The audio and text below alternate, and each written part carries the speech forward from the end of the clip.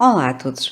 Hoje vamos falar sobre como ralar papel para fazer pasta de papel para quem não tem ferramentas ou não pode dedicar uma varinha mágica ou liquidificador para esta situação.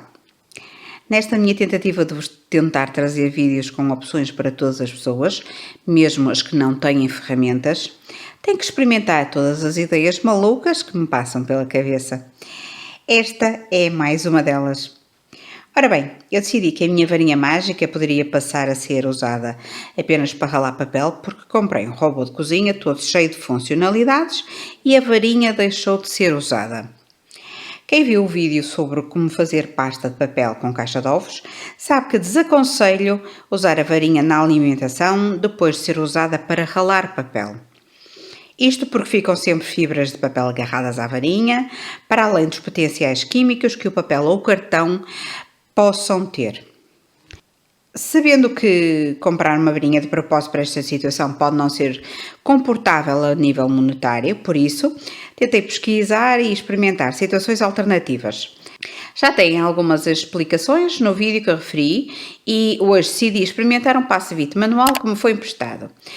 Comecei por tentar ralar com uma rede mais larga, depois também o tentei fazer com uma rede mais fina. Não obtive grandes resultados.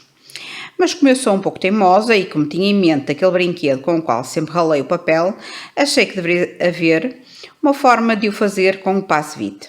Sim, na realidade há. Primeiro, temos de colocar a rede mais larga. Depois, colocar água no recipiente onde vamos colocar o passo-vite para que a água ajude a moer o papel.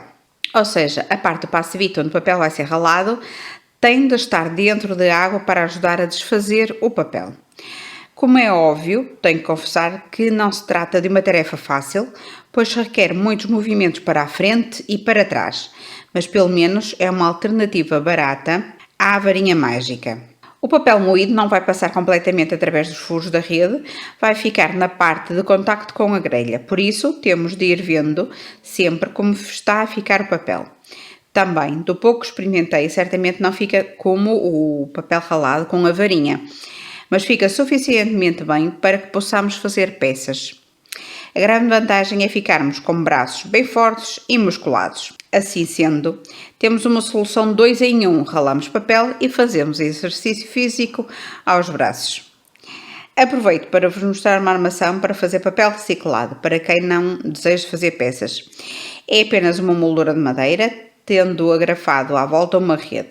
Desta vez enganei-me e coloquei o papel pela parte de dentro, sendo que deixei secar ali mesmo e depois foi mais complicado tirar o papel.